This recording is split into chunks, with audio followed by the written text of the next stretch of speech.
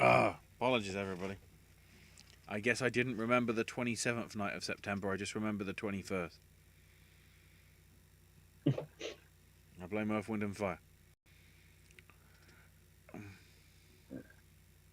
So, yeah, we're in the September edition of the Oscar Awards prediction. Uh, so, as usual, we'll be running through the top 8 categories, month from month through to the end of the year, before we get to the hubbub of award season in, I guess, first week in January, now that the Globes are on a Tuesday. Although I don't know what dates all the others are yet, so I'll have to quickly look that up while we're doing everything. Uh, I'm Ashley, your host. Apologies for the lateness and putting it on you. Um, Joining me is AJ Yes. and Owen. Yeah, well, if you follow me on social media, you'll see that I posted some things lately. You're kind of a smidgen away from me not doing the show tonight. Circumstances beyond my control, as always. But the Queen lyrics are a shoot, and the show literally must go on. So, but before we go any further, because we know how important this is, because this is an Oscar prediction show, AJ, let's talk about something on the other end of the spectrum. Your experience at Regal Cinema's Mystery Movie Monday yesterday. Yeah, I mentioned it in the review video that I just did. But yeah, there was that whole thing where, like a month or so ago, Regal announced that it was doing a mystery screening of something, and the only thing they released was that it would be maybe a few weeks before it came, a movie a few weeks prior to its release, that it was 140 minutes and that it was rated R, but you didn't get any other hints, and nothing leaked, like No. it, which was very surprising. Um, you literally did not know what movie you were watching until it started. And I mean, to my understanding, most employees didn't even know until, like, the I think the employees might have known like at the last minute. And people were speculating like, oh, is it going to be Smile? Is it going to be Bros? And it's like those have really specific audiences, and it's like it's got to be something more broad. And then people really started going like, some people thought it was like Terrifier 2. A lot of people thought it was Triangle of Sadness for some reason. yep. Some people were really convinced it was Glass Onion, despite the fact that the rating didn't match, because Regal started tweeting stuff like, or maybe nothing is as it seems. Maybe the rating or the runtime. Maybe we didn't give you completely accurate information, and it's. And so, needless to say, with all this, people were like, "Is it Black Panther 2? Is it Avatar?" So, needless to say, people were a little disappointed that it was the greatest beer run ever. And I knew exactly what it was because it started with the Apple logo. And Yeah. as soon as I saw the Apple logo, I was like, "Oh, really? That's what it is." Okay. But to be fair, the theater that you frequent, that I was a very big part of for 16 years of my life, would never get an Apple movie in a million years. So this is unprecedented regardless. So this was a bigger deal, even though it wasn't, but it was. I'm sure there were a lot of people that were actually happy about this. It got like, we were in one of the big theaters and it was packed, and the movie got some big laughs, Nice. but also 6 people walked out. Like the 2 people directly in front of me left after the first 10 minutes, and then at like the halfway mark, 2 more couples walked out eventually. But yeah, most people stuck around and most people seemed fine. I overheard some people as I was leaving where they were like, I'm really, like, the movie's not bad. I'm just really disappointed. I think people were expecting something a lot bigger, but it was like, if you put the pieces together, it's like it kind of made sense. It was going to be some middle of the road movie, and it was going to be something that was like going to potentially please it. Like, it wasn't going to be something for a specific audience. Sure.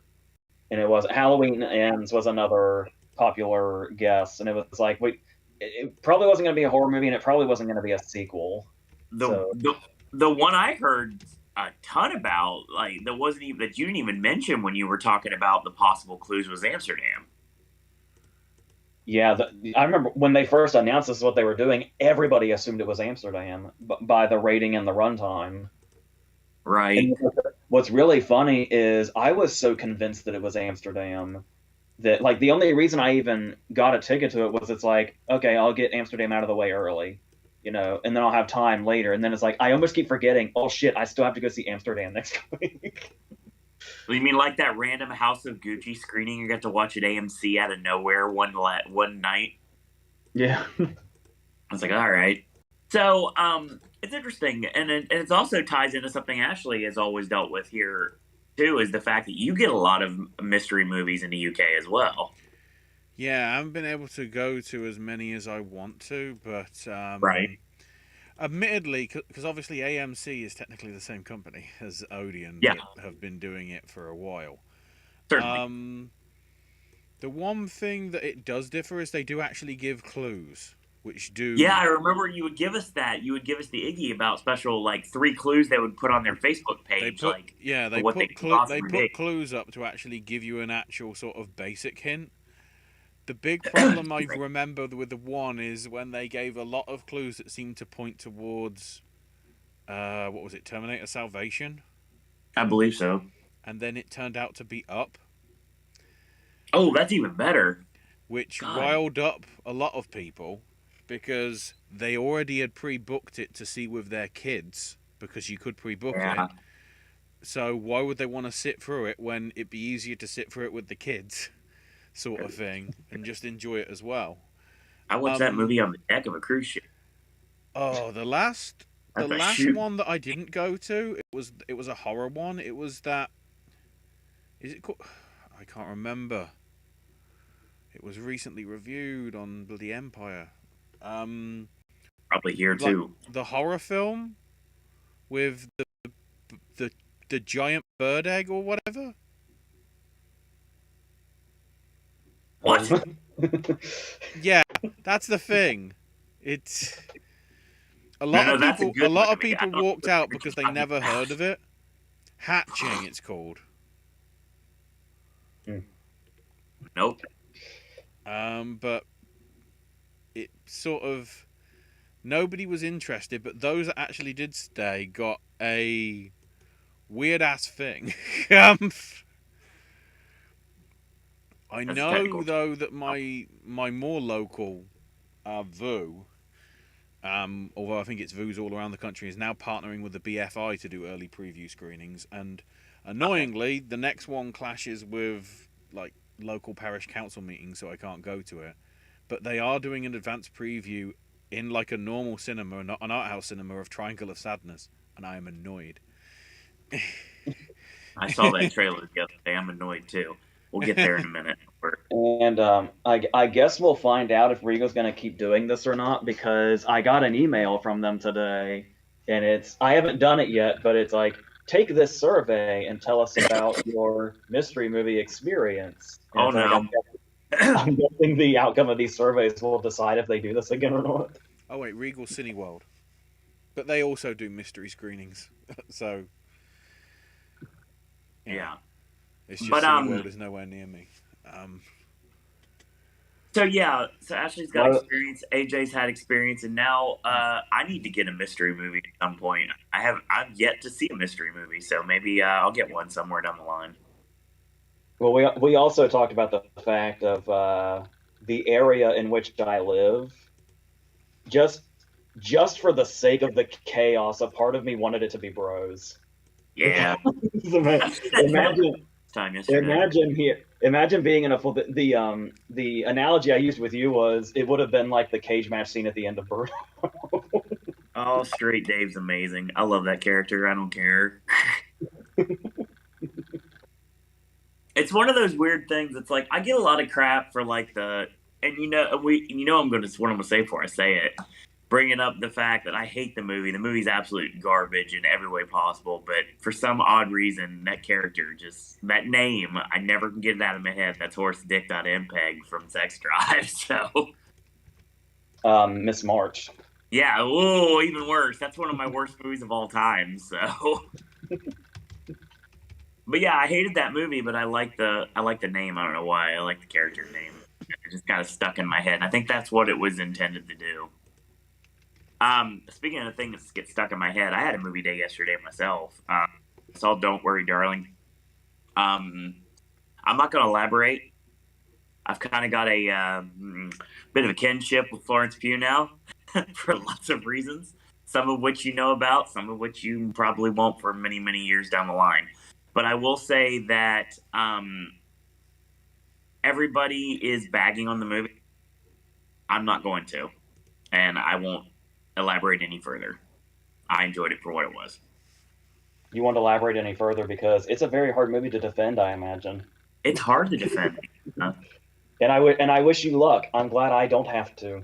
I don't have to defend it. It's not going to go on my best of the year list or anything, but her performance probably will. But another thing I got to see. So, oh, good lord.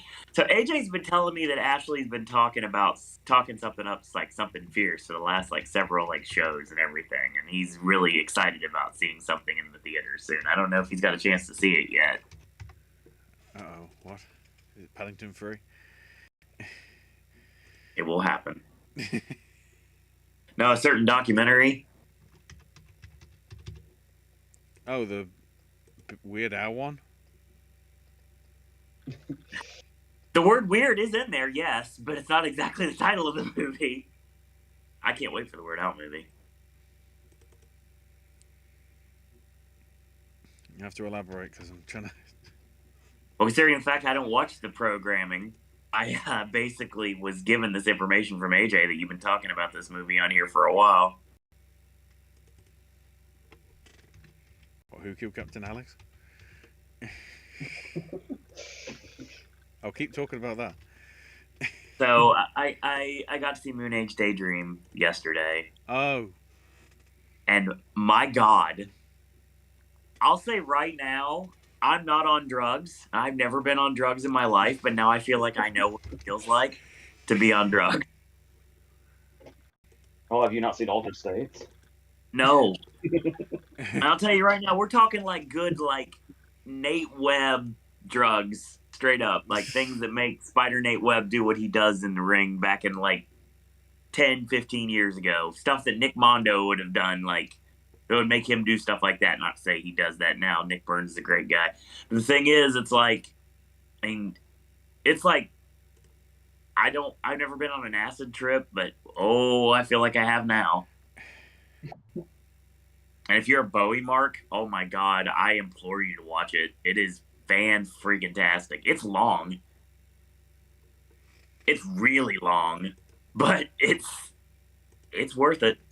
And I don't say that about documentaries fairly often. I mean, you get your concert footage, you get your like behind the scenes, like your documentary portions, you get your weird imagery. Weird imagery. If you get a chance to see it, check it out. 100%. I'm just annoyed that it got kicked out of the bloody IMAX screen for 2 weeks of Avatar. I would have watched that in IMAX. It's Marketars in our theater too. So yeah, I know. hate that. All right, so if you love it that much, that means it's totally not getting nominated, right? I don't know. You're the one that curses things, not me. Unless I do this. Well, because the documentary nominees are always so weird. Yeah, and I don't watch half of them either. But we'll get into that in a minute. Before we go, Weirdly, music documentaries don't have good form actually in the Oscars. Yeah, that's true. Amy, I think, got missed. When arguably that was strong. I think Amazing Grace may have got nommed, but not win. What are we talking about? Amazing Grace for Doc. Yeah, the Aretha Franklin one. No, 20 Feet from Stardom won, didn't it? Yep. Yeah. That was a fun music experience. That was a fun theatrical experience. But also, I guess would David Burns' American Utopia be considered doc? I guess not really. Yeah, I'd say, yeah, it's like concert documentary, right? Yeah. Yeah. There's been a fair few Yeah, I've it's enjoyed. amazing too. So, I'm just gonna go through chat real quick before we go into this. We're gonna do the top 8. Not much has changed on my end, on AJ's end. I don't know about Ashley's end. I guess we'll find out soon enough. Josie says, "Hello, Popcast team. First time recent watches. Devil in a Blue Dress and The Cat from Outer Space." Huh. Josie also says, "I'm currently reading a novel called Ella Minnow P." Oh, that's an interesting title. Sounds adorable.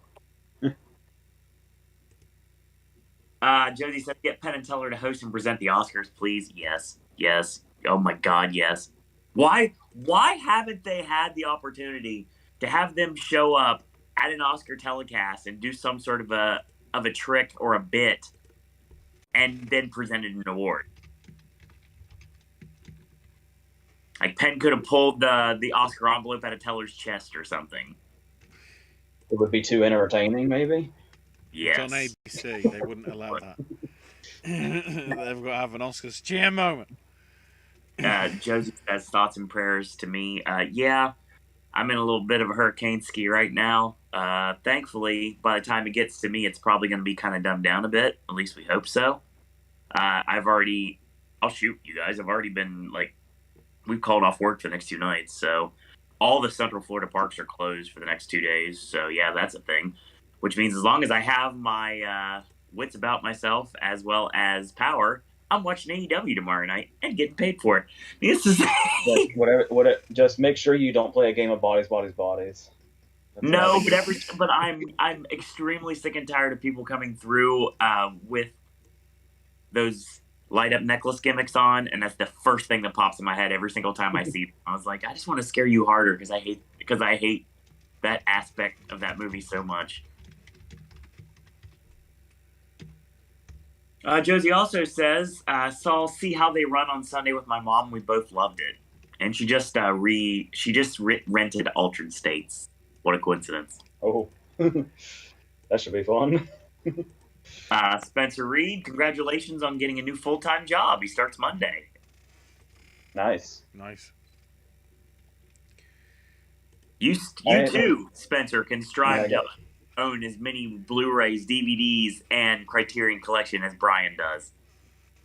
I also got to apologize to Spencer. I kind of blueballed him on The Woman King because I still haven't gotten around to it yet. When my plan was to do it on this video that just went out, but I'm hoping to do that very soon, especially with all the hype I've been hearing. Because the more I hear about it, the more hyped it is. I feel like it's like beating its controversy. It's still hanging over my head right now. I feel like if it is something that I'm going to need to watch in the near future, I still have an opportunity right now. But I'm not sure. Like right now, I'm getting a lot of people like giving me hype about Barbarian, which I still don't know to believe the hype or not. Sometimes I don't do really well with very loved horror movies in the community. Like the one we just mentioned. Yep. Or pretty much on almost anything A24's put out recently. As long as it doesn't involve Ty West. Yes, they did Bodies, Bodies, Bodies also, so that still stands. Yep. Well, they put it out. A lot of people make that. Need to differentiate there. Oh, the Henry Selick Coraline argument. We always bring it up every single time. It's been a while. But yeah, we're gonna go through the top 8. I don't know what we're gonna do for the end of the month for October because who knows what the Oscar predictions are gonna be. I'll say that right now because I only usually have Monday and Tuesdays off. We might be striking that for October. I don't know yet. I guess we'll find out. I'll figure out what we're gonna do for that. I'd say you already gave me a date, so that's gonna need changed if that's the case. Well, it's not me that's changing it, so. Well, you know, I'm thinking like ahead, and if it's yeah, we can't really do it on Halloween night. maybe on the first after, but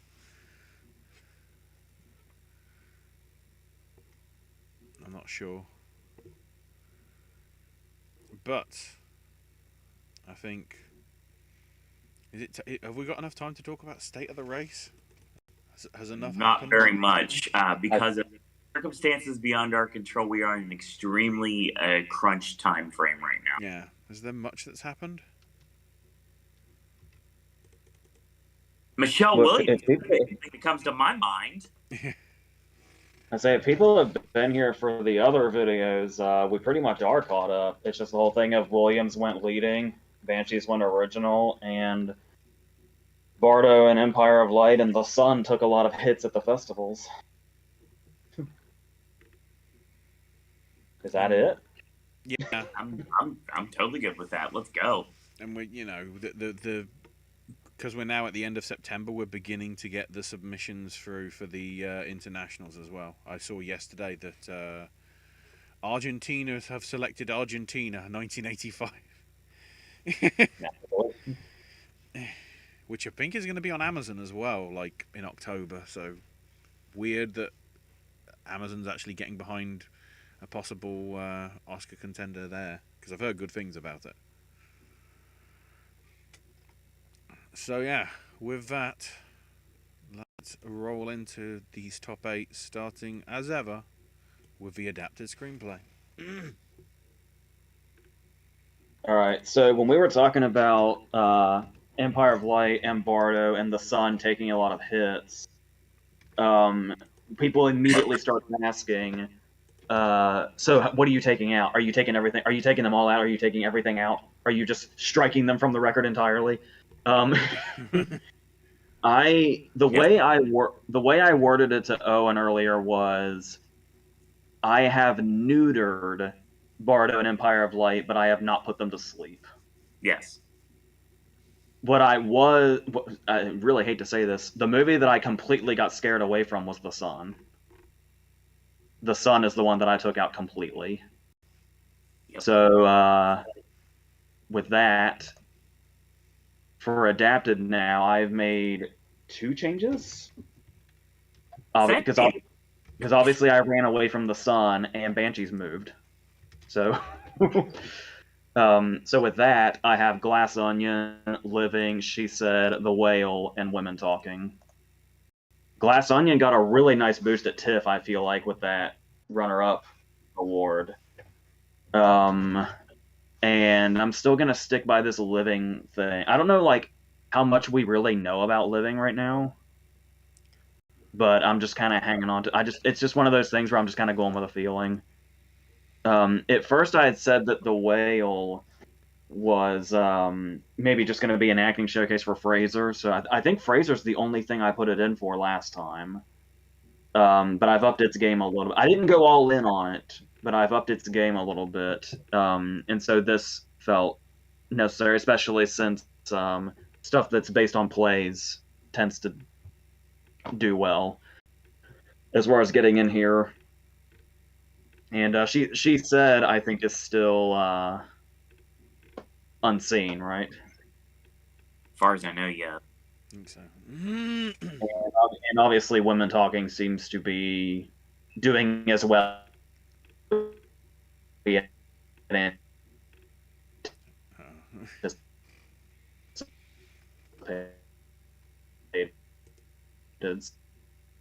So. Oh no. It's not just me, right? No. Okay. Did I get everything out? No. It went like weird, like one syllable at a time, like the last 30 seconds or so. What was the last thing you heard? We touched on Whale and covered Women Talking and Glass Onion, and that Living was something that you weren't sure about. Yeah, it's just one of those things. I'm not married to it, but I'm just like, I'll just hang on to this and see what happens. I'm gonna do that with a couple things. That's right.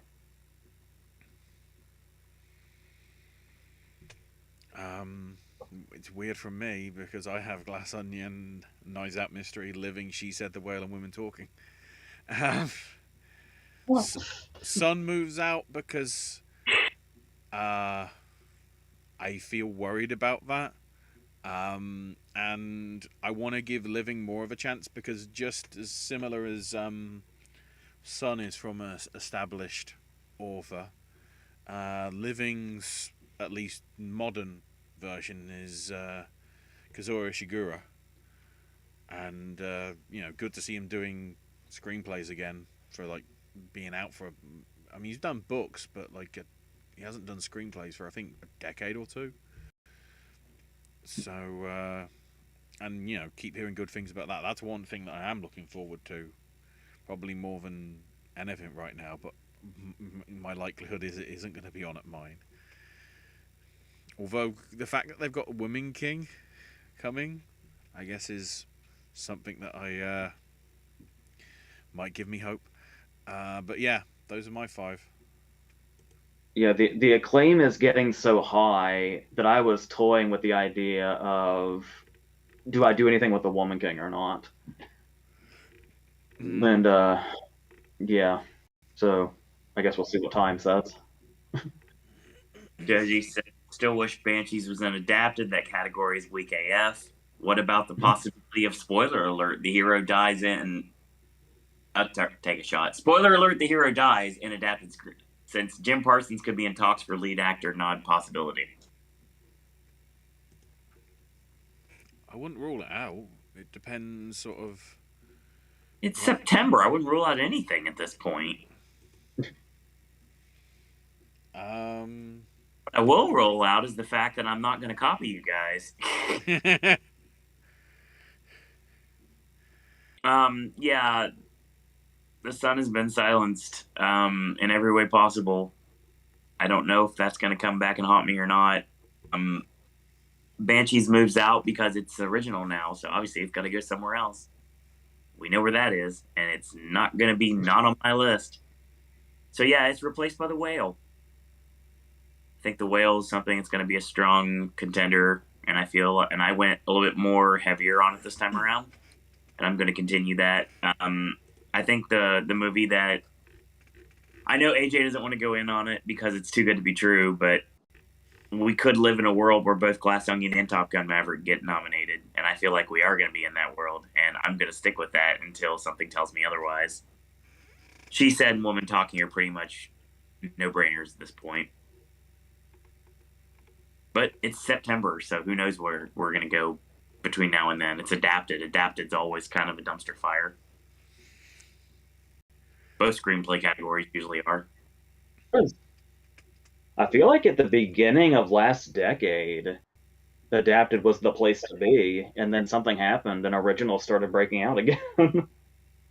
Josie brings up a point about Danielle Deadweiler getting a threat for lead actress, making Till potentially an adapted challenger. Yeah, possibly. Anything's likely at this point. I don't think you can rule out anything.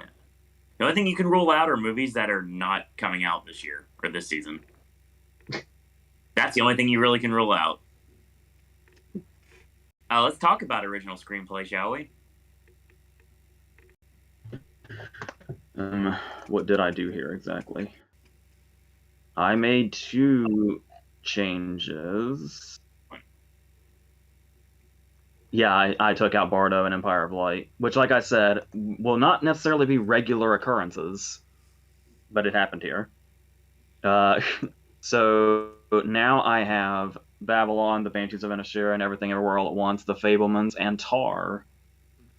Because remember, I went all in on Tar. I went all in on Tar before we heard any feedback from it. Right. Which makes me very happy. And I said that I was keeping it out of screenplay because I was getting Black Swan vibes. But now that there's room, and if I'm going to go all in on it, might as well keep going. So Tar is here now. There you go. And like we said, Banshees moved, and Banshees is apparently bigger, at least than I was thinking initially, from what we're hearing as of this moment. Heck yeah. Which would be I love the idea of seeing McDonough back here, like really shaking things up again. So yeah, I think that's everything else we talked about last time, or it's obvious. Ashley? Quick from me. I haven't even changed. I'm sticking with Babylon, Banshees of Inisherin, Empire of Light, Everything Everywhere All at Once, and The Fablemans. Don't get me wrong, Tar and Triangle of Sadness are still sort of having a chance. But I feel strong in that, at least for the minute. I don't want to sort of judge Empire of Light until I've seen it, and I think there's always the possibility of a not very good film having a very good script. It's just badly performed. Sure. It's a case of like trying to look through the script Especially and see whether it's a good story. Especially if it's content that would resonate with voters that aren't just critics or festival goers.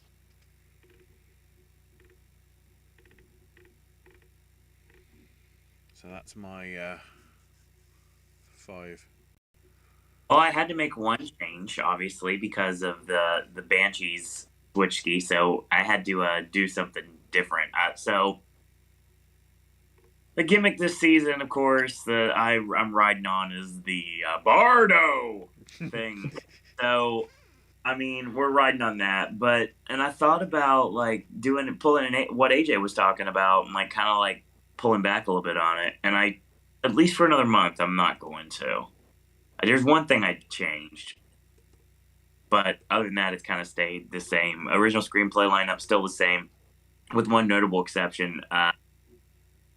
Babylon, Bardo, Everything Overrated All at Once, The Fablemans, and welcome Banshees, because Triangle of Sadness is off my list.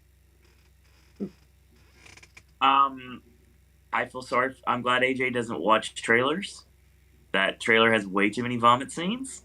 Way too many vomit scenes. Way too many vomit scenes. Are you saying there's way too many vomit scenes? No, not at all. Okay. I mean, I could still see maybe Harrelson doing something, and we'll get to that later, but I pulled my support for it for now. We'll see how well that kicks me in the face later on. Josie chimes in and says it would be so cool if Pinocchio got a new adapted. Oh, I had Del Toro's. Yes. Yeah. Not something getting brought up often. I mean, another thing that I'd really like to see get into the literal race for screenplay regardless would be Ty West. And I would love to see it. I don't care which one. But, I mean, both of them are deserving. But There's an alternate universe where Mia Goth already has all the awards this year. Yeah. In an alternate universe, Mia Goth is basically Rooney Mara.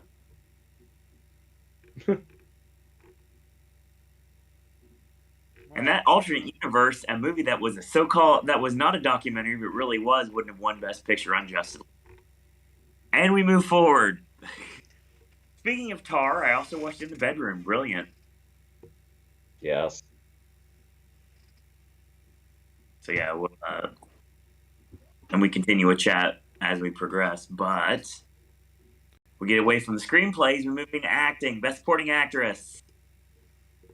Oh God. This is still we're still just I feel like we're still just kind of running in blind for a lot of things. But as we were just talking about Rooney Mara. Yep.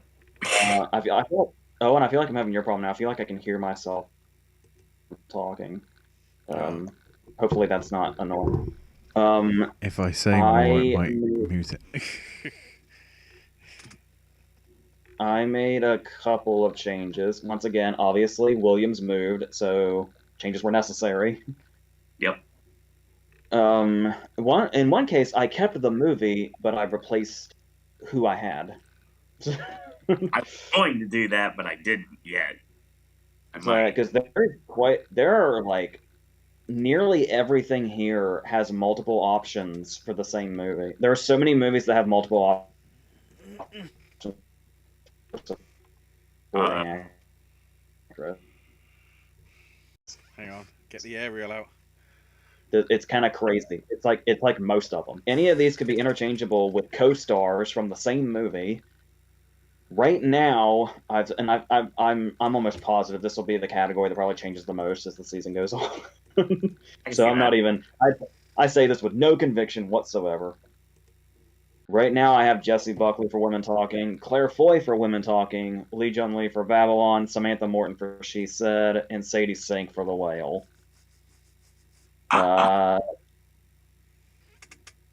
Obviously, Ashley almost convinced me to go the Jean Smart route instead of Lee Jun Lee for Babylon. I said Sadie Sink for The Whale. I could have said Hong Chow for The Whale.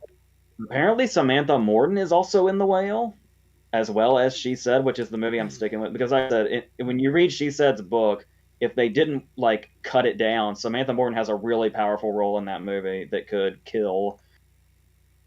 Yes, I just started here. I really wasn't sure who to go with for Women Talking, and I just started hearing about praise for Claire Foy, especially. So I put her with Buckley.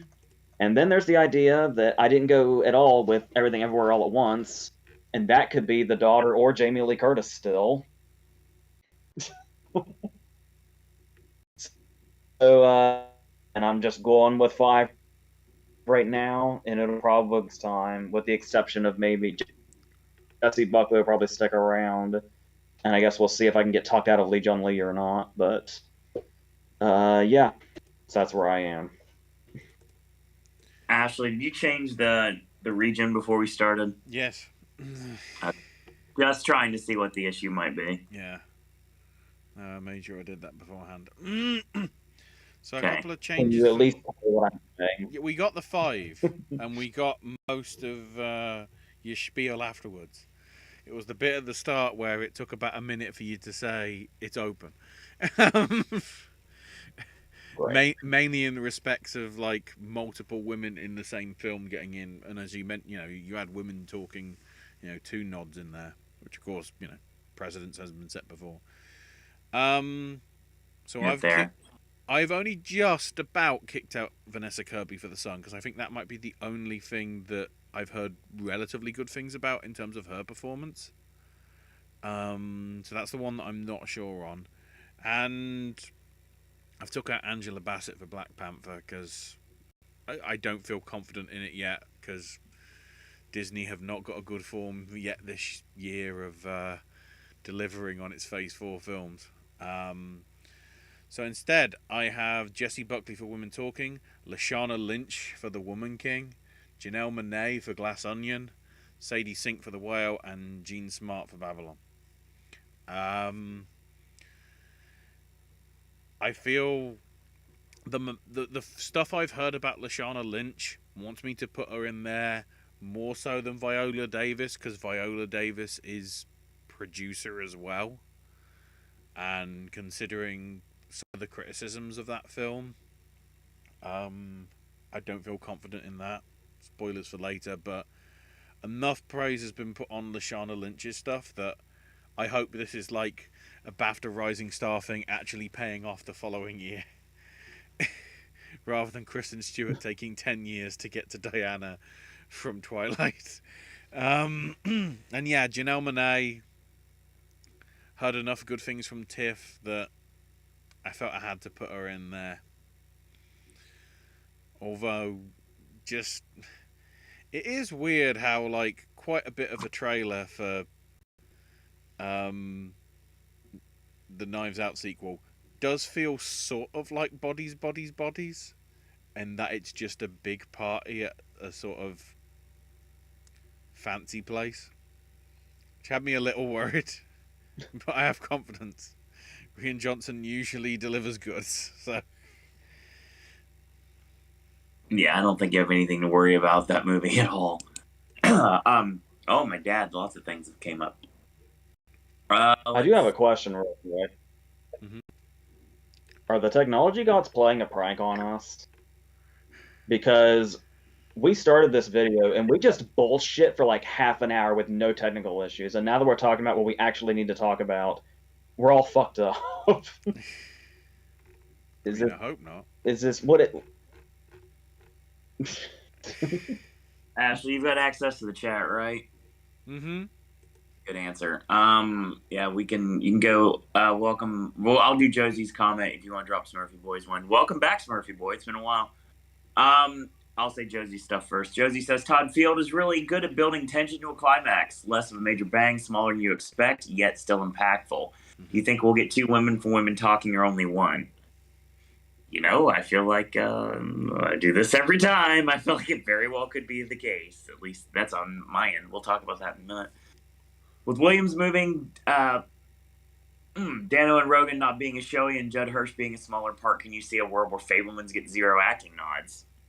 We could always live in a world where that happens. I don't think we are, but it could happen. I think there's enough momentum behind Supporting it. actors That too isn't fucking barren. Yeah. Supporting actor is going to be a tough one to come up with this year. Josie also says Samantha Morton is amazing as a Minority Report in Schenectady, New York. And that's Smurfy Boy 5. Smurfy Boys predictions are Fuso and Beidou, Stephanie Howe, Stephanie Sue, Claire Foy. Trying to think what that's for. Women talking. Yeah, Jessie Buckley for Women Talking, and Hong Chow. Smurfy Boy, we're very similar, but not exactly. And I feel the same way too as a lot of on the panel do. Supporting actress, I had to bump out Michelle Williams because obviously she moved to leading, but we'll get there in a bit.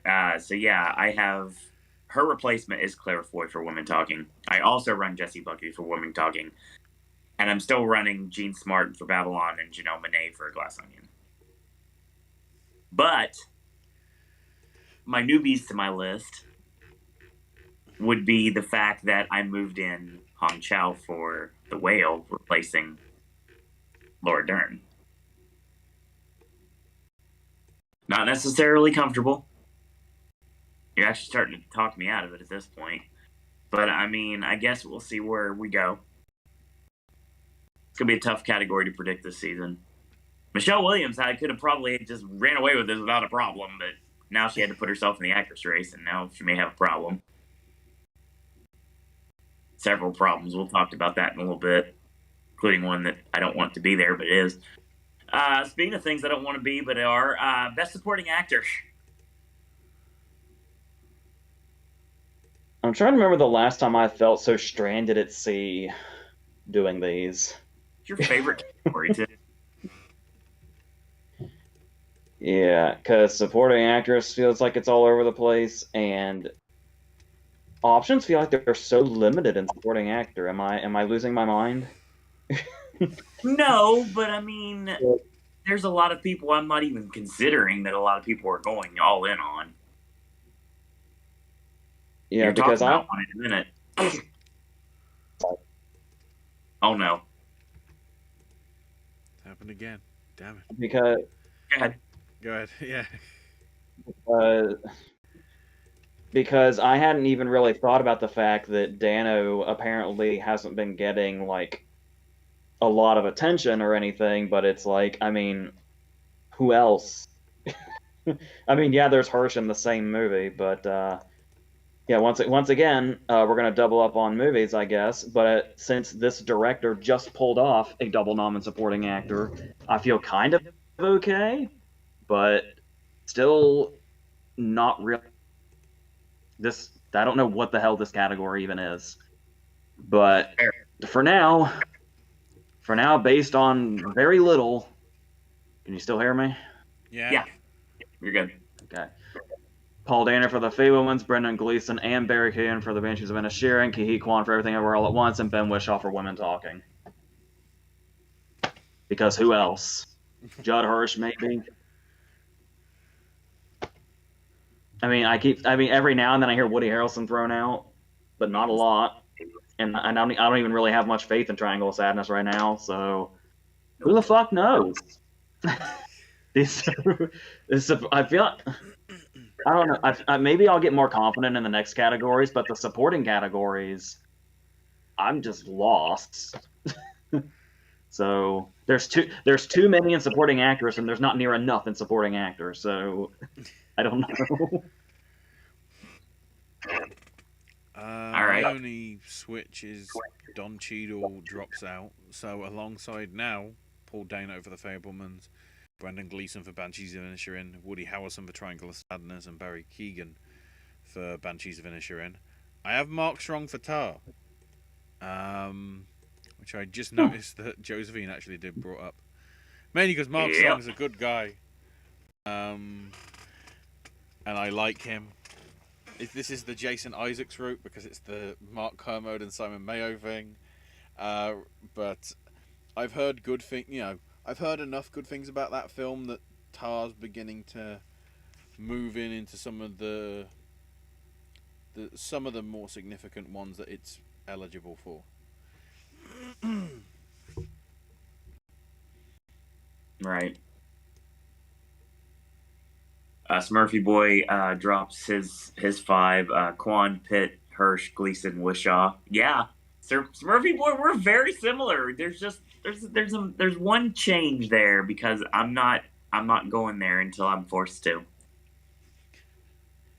I'm just not. Sorry, can't do it. Nah, I'll go Dana Carvey on you. Not gonna do it. Just not gonna do it. Woody Harrelson, done the party. You're out. Barry Keoghan, welcome to my lineup. There is the double. Keoghan and Gleason for Banshees. Dano for The Fabelmans. Wishaw for Women Talking. And yes, I'm sticking with this Brad Pitt for Babylon.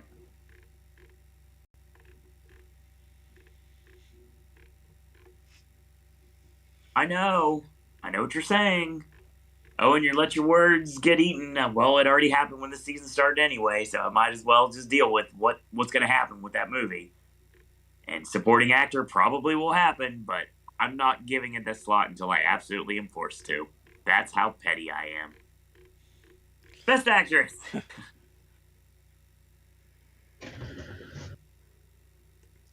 Well, I'm assuming anybody watching this was probably here last time, so I don't have to go through the massive list of contenders here. Thank God. It is ridiculous. It is ridiculous.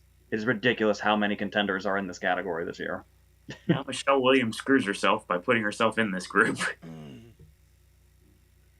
Yep, that's actually the only change I made. I took out Zoe Van. So I went ahead and I say before I start, can you hear me? Yeah. Yes. Okay. Kate Blanchett for Tar, Olivia Colman for Empire of Light, Daniel Deadwyler for Till, Michelle Williams for The Fabelmans, and Michelle Yeoh for Everything Everywhere All at Once. I'm going to stick with the Coleman thing because Coleman is our new Streep. Yep. And she might very well single-handedly carry the movie potentially. I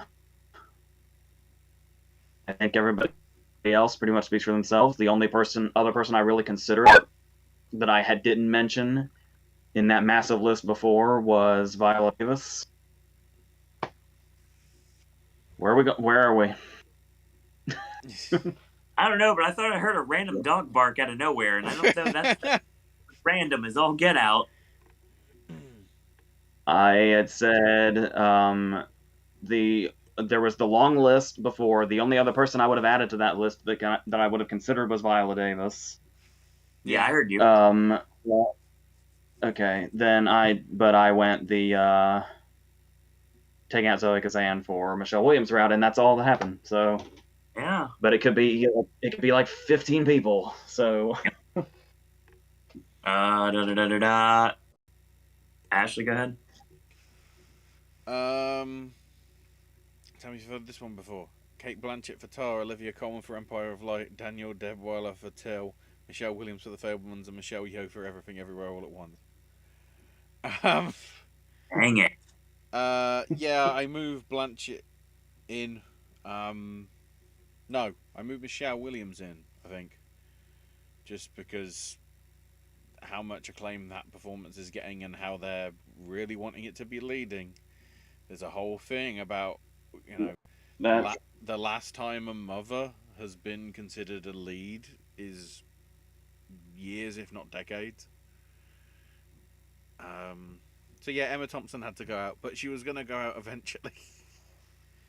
I'd like it to get more that, momentum. I think it's got more that chance that's possibly in a the lot to spirits. push her and supporting where she Oh was like a front runner to leading. That's a lot of confidence. yeah, or it's category fraud. Yes, yes, on both. Speaking of that, we've got Josie says, I wonder if Gabriel LaBelle could get in for lead actor, given how weak the field is. I mean, maybe. Depends on how heavy they go for the movie. And I feel they're going to, but I say this every year. And having watched the trailer for Amsterdam the other day, it looks great. But so did American Hustle. And I have now been burned by him now. I will never, ever live that down. My worst time at an Oscar ceremony, well, except for one BS call before I moved to Florida. Needless to say, overall, the worst I've ever done in an award season because I went all in on a movie that got nothing. UK people are going to be busy this time next week because Woman King's getting an early opening from Tuesday, and then Lost King, which has got some controversy of its own, opens, and Amsterdam, like all three the same day. Fun stuff. Smurfy Boy chimes in, says, remember when everybody said Jesse Plemons couldn't get in because no one was talking about his performance? Still got in. That can happen with Paul Dano this year. Yeah, it can. Yeah, there's a chance. Josie also says it would be cool to see Vicky Creeps squeeze in for costumes along with haven't seen the movie yet, of course, but I love seeing her flip that middle finger in the air. Davis, Coleman, Yo, Blanchett, Robbie. I don't see how Michelle Williams gets into this lineup, says Smurfy Boy. I hope you're wrong, Smurfy Boy, 100%, because I have that lineup too, but I don't have Viola Davis. I have Michelle Williams. So yeah, my Something best is always. If you have to acknowledge that it looks too easy, then something is off. Uh-huh. We had this conversation last time about original screenplay, and lo and behold, it's already had 2 changes. Josie says, don't think Amsterdam will get in for picture, director, or original, but it can. I do see a scenario where Bale can get in for lead actor since that field is weak. Maybe costumes and makeup. It'd be a start if SAG at his back because of how close he got for Ford versus Ferrari. Right. So, as I alluded to with Best Actress, I had to make 2 changes. The most obvious ones, Michelle Yeoh. Yeah, as much as it's the only thing that I would give it. Margot Robbie for Babylon, Michelle Williams for The Fabelmans, bumping out Ana de Armas because I feel like that was just a placeholder anyway. We'll see how that movie does. Olivia Colman hanging on because she's Olivia Colman. That's the new thing. And yeah, goodbye to Emma Thompson because welcome Kate Blanchett to my lineup. I cannot express how crazy this category is. It's just going to get worse. Do you think Robbie could switch to supporting? She's in the trailer too much to be supporting, but I don't know. AJ, you've read Babylon at least partially. Is she leading or supporting? And I briefly skimmed it. That's it. You've read more than I have, so I mean, you at least have an inkling. I mean, I would assume it does. It does kind of seem like an ensemble kind of thing a little bit, but I suppose it could go either way. just going to keep her leading until we are proven otherwise. So you want to talk about a category that's all over the place? It doesn't seem like it really has many options here. That's Best Actor. I feel better about this category now than I did last time, which isn't it doesn't say much. All right, am I intact? Is my connection intact? For now.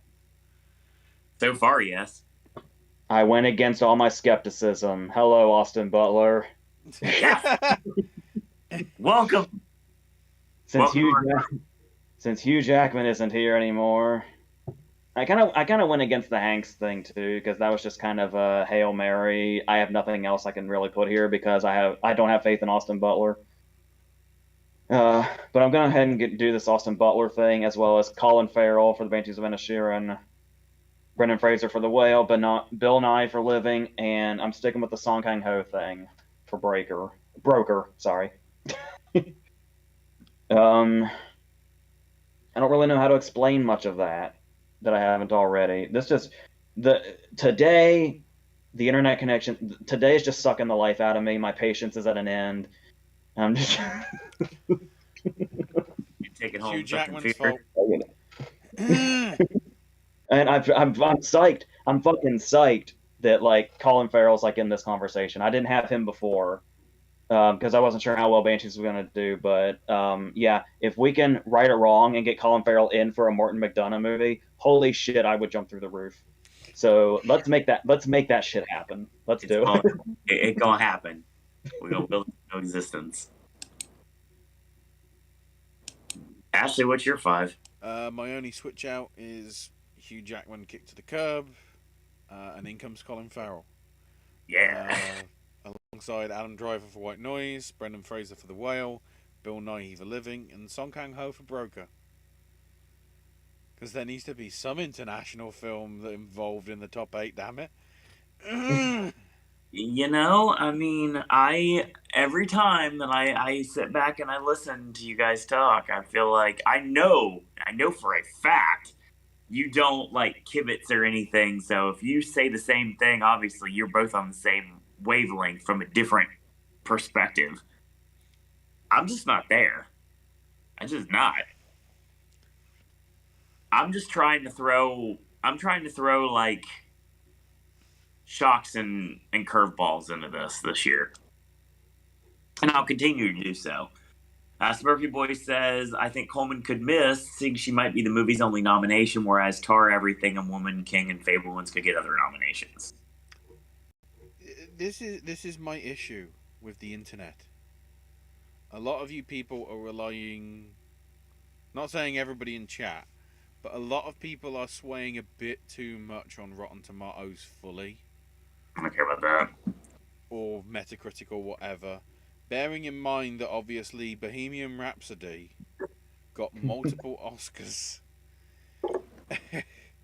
You're welcome. Despite not being very well received, and what was the same? I'm trying to think the other one. The audience really didn't like Eyes of Tammy Faye, but it still got Chastain Best Actress. Because the critics loved it enough. You want to throw out the obvious one of Green Book? Oh yeah, I mean that was a picture win, to be fair, rather than. I just love the fact that Green Book, Black Panther, and Bohemian Rhapsody and Vice were all picture nominees that year, and how just so many people just spent all of the 2018 season just pissed off. It was beautiful. It's always fun. And I don't hate any of those movies. That made it even more fun. I don't hate any of those movies. I don't. I still fucking love Black Panther. I don't give a shit. me not appreciating the movie like everybody else does. Notwithstanding, I didn't say I hated it. So your opinion's a lot heavier than on America's pulse than mine. Just throw a fucking rock into any crowd. It's probably going to hit somebody that says Black Panther's overrated. The one thing I am close though I'm to proud. putting in Nice to meet you. the one thing I am close to putting in my 5 more and more, just because it might be the closest way that we get the stunt people recognised, is Tom Cruise for Top Gun. Because I think stunt people would get behind that because, of course, he does 95 to 99% of his own stunts in everything. All right. Stop stealing my thunder, Ashley. No, but That's my that's gimmick. beginning to get enough momentum that I'm actually putting it into consideration now. It's gonna happen. Mark my words. Best actor. So basically, kind of stayed the same except for 2 dropskis here. Hugh Jackman. Sorry. AJ replaced the one song and Dance Man with another one. I replaced Hugh Jackman, Colin Farrell. So I'm happy to put more Banshees love into my top 8.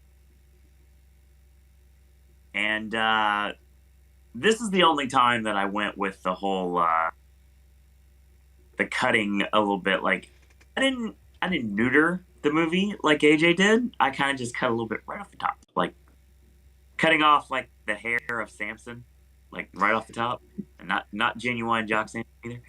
But if you know, you know, and you probably don't. So there, king of the one night stands. Anyway, yeah, I bumped out Calcio because I put in Diego Calva instead. Oh, okay. He's all over the trailer. He's got a lot of cool moments in the trailer, and he plays off really well with Brad Pitt. So if I'm going to run Pitt, I'm going to run Diego as well. So I'm putting a lot of, just like always, it's me we're talking about it here, putting a lot of faith into a Damien Chazelle movie. That slaps me in the face directly, not personally, at least I know for so far, with having a giant snake in the freaking movie. Trailer. And yes, I'm sticking with Austin Butler and Tom Cruise and Brendan Fraser. I like my 5. My 5 is fun. I'm keeping it there. Unless I have to do other things. Which I might. It's only September. Best director! I missed my opportunity to quote Tony Shalhoub. Oh, God. Comments. Go ahead. What were you saying? You're quoting, sir? Oh, yeah, Tony Shalhoub in Barton Fink. I should have said, throw a rock into a crowd and you'll hit somebody who finds Black Panther overrated, and do me a favor, throw it hard. I fucking love that one. I already ran into a door this season. I don't need to get hit with a giant rock. Anyway, Smurfy Boy says Austin Butler, Colin Farrell, Brendan Fraser, Song Kang-ho, and Bill Nye. Josie, thank you for not making me die alone on this hill. Not the biggest Black Panther fan either, Owen. Green Book winning screenplay over The Favorite will forever piss me off, says Smurfy Boy. Yeah, that's fucked up. That's fucked up. I'll defend Green Book to an extent, but it winning screenplay over The Favorite is fucked up. I do this all the time. This is a perfect example. I am happy either way. The thing that actually happened and the thing that should have happened. I'm okay with either conclusion. Well, at least the right movie won adapted that year. Well, I liked The Favorite a lot more than anyone that knows me, including yourself, would ever believe. And I really loved Green Book, so. Let's go into our last 2 categories, shall we? Let's go into Best Director. I made a very obvious change. Same. I didn't have Spielberg last time. That's right, you didn't. I had Inarritu instead of Spielberg. So now I have Damien Chazelle for Babylon, the Daniels for Everything Everywhere All at Once, Todd Field for Tar, Sarah Polley for Women Talking, and Spielberg for The Fabelmans. The end. No further comment. Go ahead, Ashley. I got rid of Florian Zeller for The Sun, replaced it with Todd Field for Tar. That's fair. And then on my foreign front, Inarritu leaves for Bardo. And in comes Park Chan-wook for Decision to Leave. because I want it to happen eventually. So those join Sam Mendes for Empire of Light, Sarah Polley for Women Talking, and Spielberg for The Fabelmans. Literally, more often than not, Field might be a sort of sticking in the list now, but Spielberg is going to be there until the end of time, at least for the 2022 season. So it's the other four that might change, although Field's probably more of a lock now than he has been before. So I don't think you'll see all three change, because I'm going to stick on the whole idea that at least one woman's going to get in because they're too scared about being considered Oscars so male. Paranoid Android. Radiohead. So yeah, those are my 5. Regardless of the Fabelmans' placement here, I am very paranoid that I'm going to be this jinx where last year I was like, I wasn't putting Spielberg in for West Side Story, and I fucked that up. So now that I'm like, I'm all in on Spielberg, this will be where he misses. He'll win SAT. He'll win DGA and still miss in your world. Yeah, he'll do the fucking Ron Howard. How appropriate.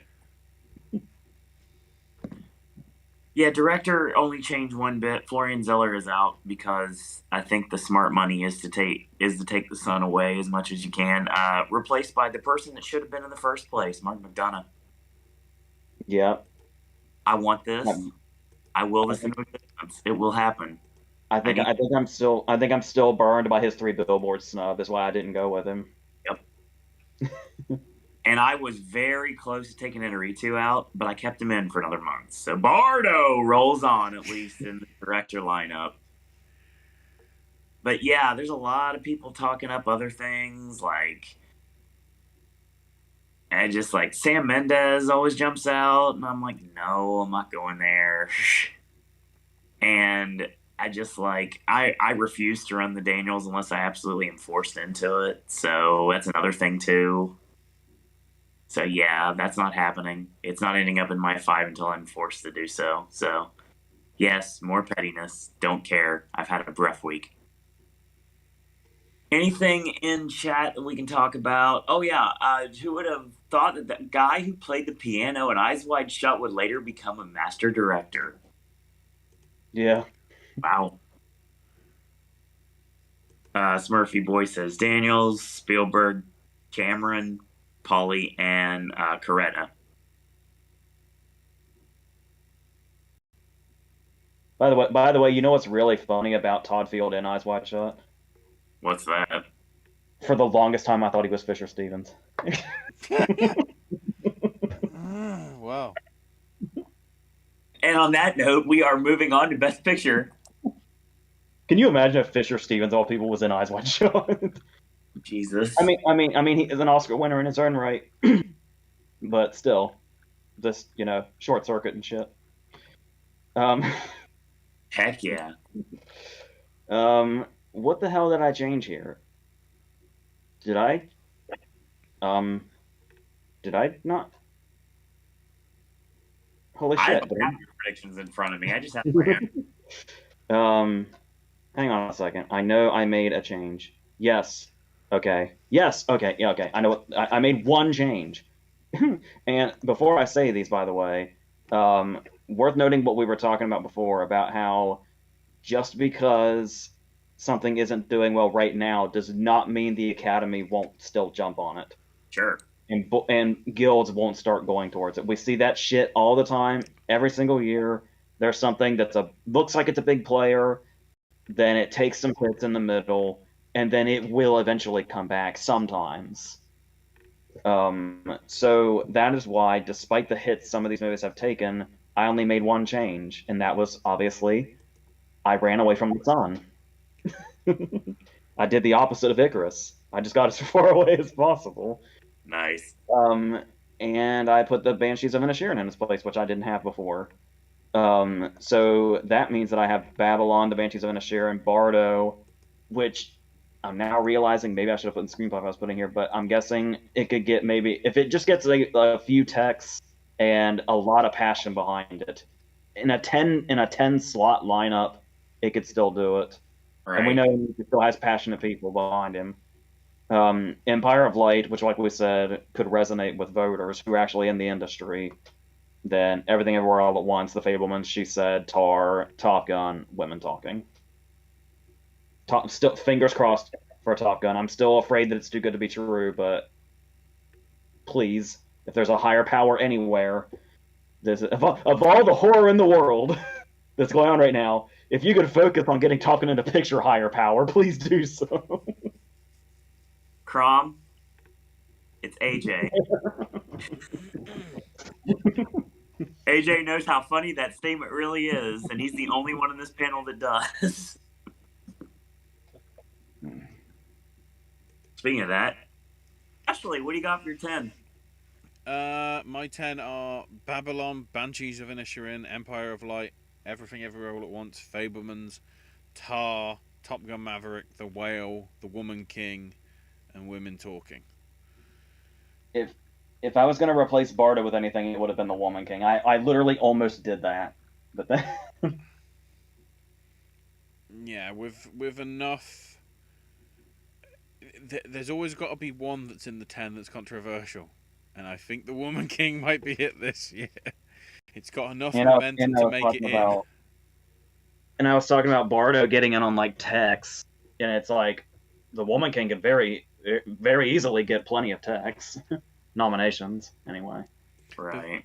The thing I am surprised about, because we'll obviously want to end as quickly as possible, later on, so I'll put my little thought in here.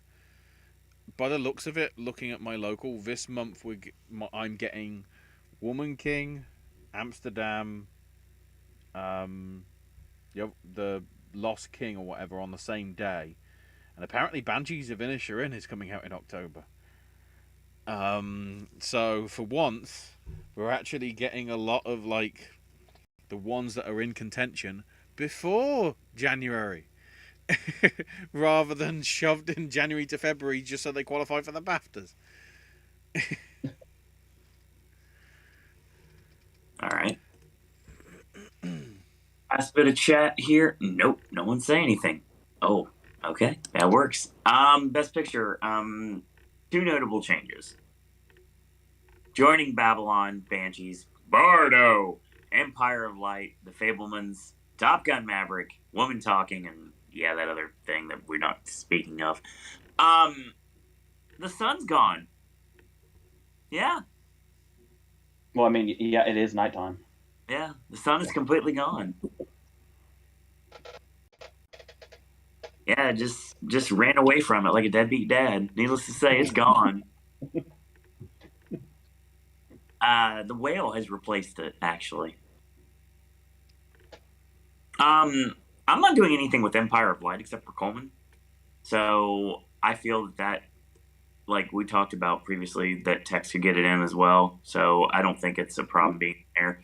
Not going anything about Tar or Living, anything might come back and haunt me. Probably will. I guess we'll see. I got rid of Triangle of Sadness, and I replaced it with something else, which I feel would be interesting to see this movie get into the picture lineup. And I think the surprise picture lineup that's going to shock everyone is Glass Onion.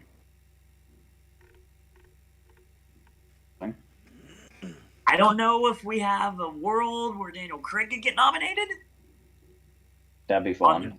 On the back of it, but I mean, actors kind of barren right now, maybe. Were you having the same thoughts I was when you were making your picture lineup?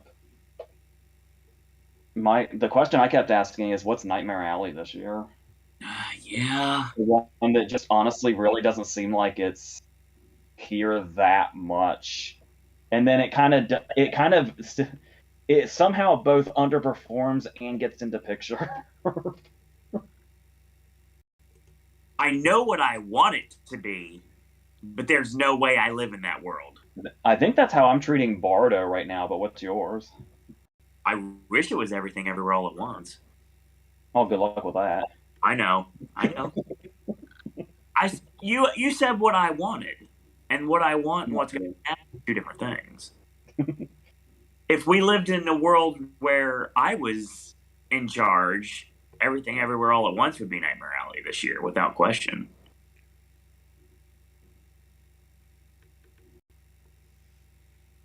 But yeah, I think that's it. Anything else from chat, real quick? Oh, a couple more.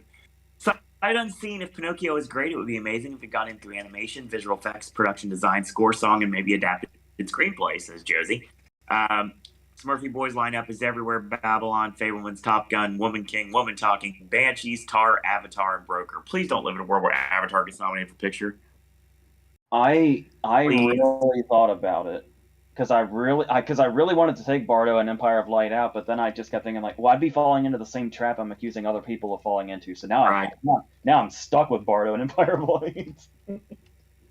Well, obviously, given who I am and my obvious biases, I wish She Said could be a lot more places here, and I can't put it anywhere. I do. I was so like right before when I say I almost changed Bardo to the Woman King. Like I'm talking like literally before I said what my lineup was. Like That movie's not even is not even an option for me right now.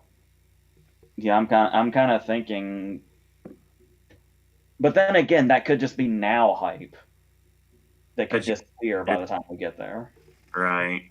But then again, there's stuff that like there's stuff like Everything Everywhere All at Once that has hype, and you think it might die down, but then it just gets stronger as it goes.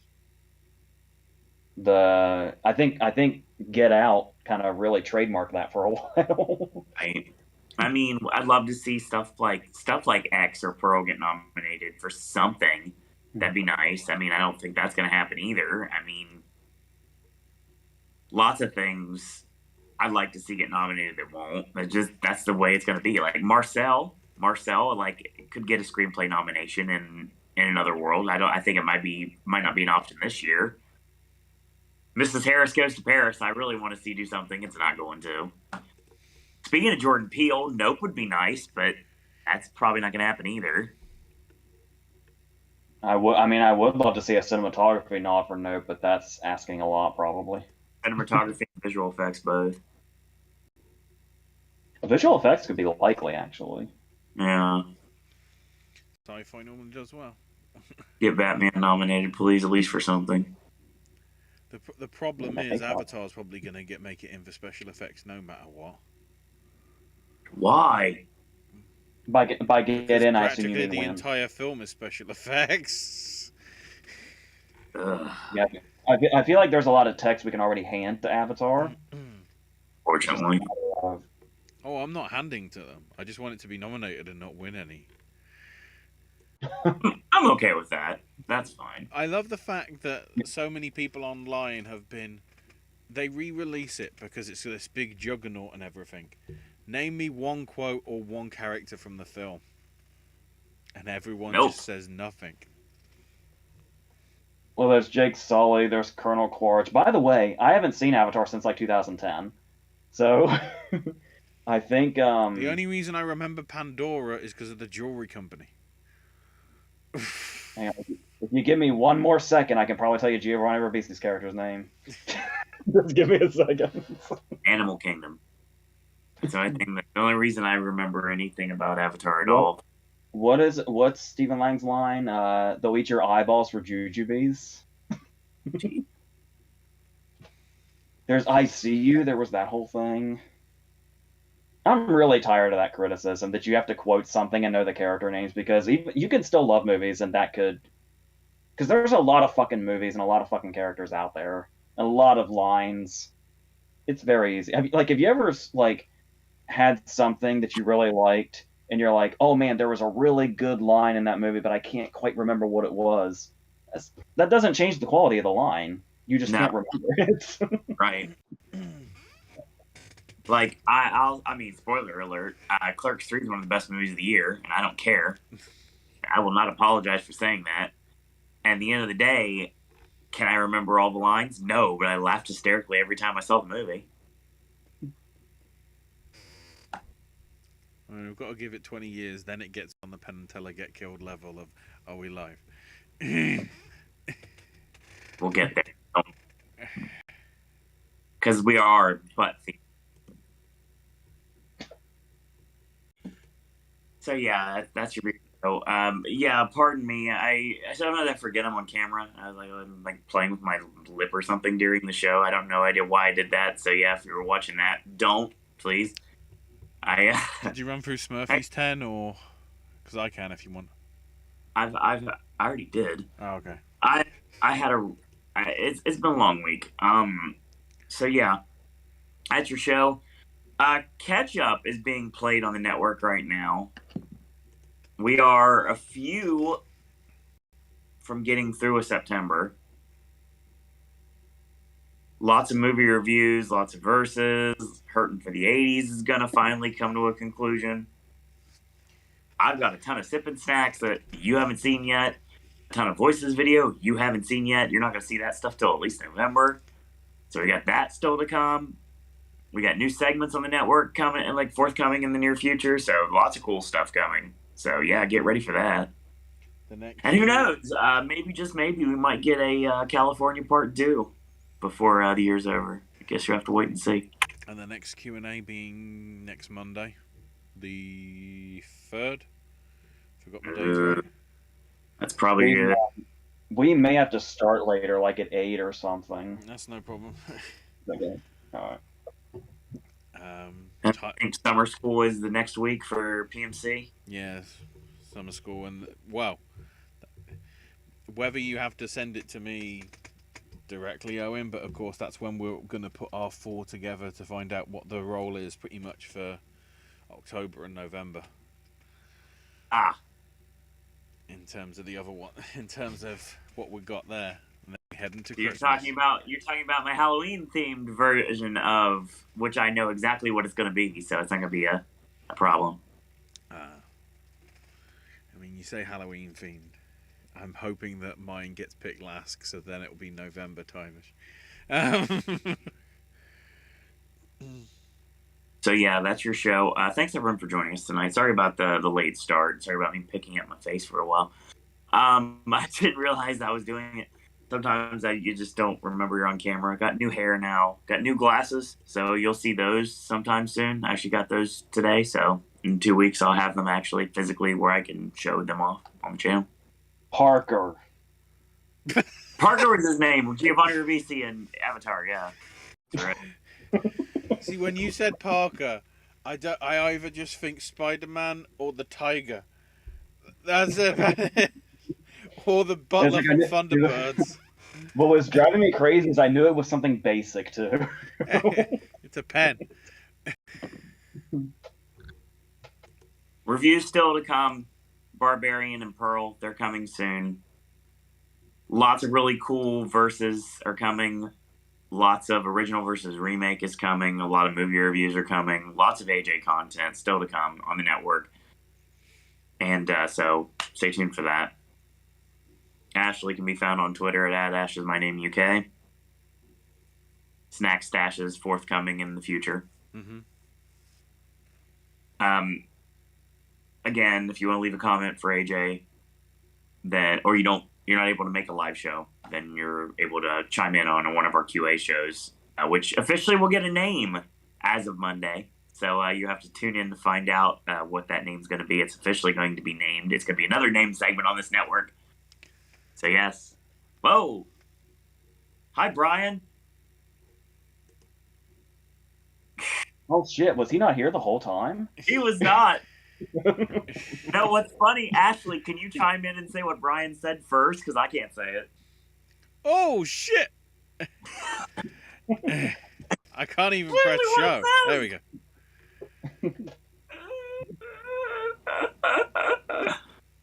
Brian, we have a time crunch. AJ's got lots of stuff. It's got a long time to go and a short time to get there. Bri, feel free to put it in the chat on the Q&A on Monday. We'll go through it then. Yeah, we had to start late because, let's say, reasons. I didn't remember the 27th of September because it was the 21st. Yes. That's all I was watching, he says, Brian. Well, yeah, I did that yesterday. So did AJ. I'm sure Ashley probably did too. That's your show. I had to buy Young Bucks shoes tomorrow. So we'll worry about that later. So yeah, that's gonna be your show. Thanks everyone for watching. Thanks everyone for listening. Don't forget to Brian, just leave comments in the QA video on Monday when we announce our new name for the QA show, which is I'm tired of calling it like Chris came up with a name for it. We're gonna stick with it. That's the name.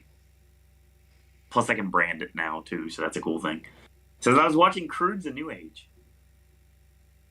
Sorry. Man, I got to watch like so many great things, and you watch the Crudes. All right, fine, no worries. Thankfully, I get to watch. You did not just call "Don't Worry, Darling" a great thing. It's not a great thing, but it wasn't as bad as people think it is. I'm talking about them. I'm talking about the acid trip I watched beforehand. Literal. So that's your show for today. Once again, thanks everyone for watching. Thanks everyone for listening. Don't worry, I'll be okay. It'll be fine. Bullet Club is fine. Effie is fine. Owen is fine.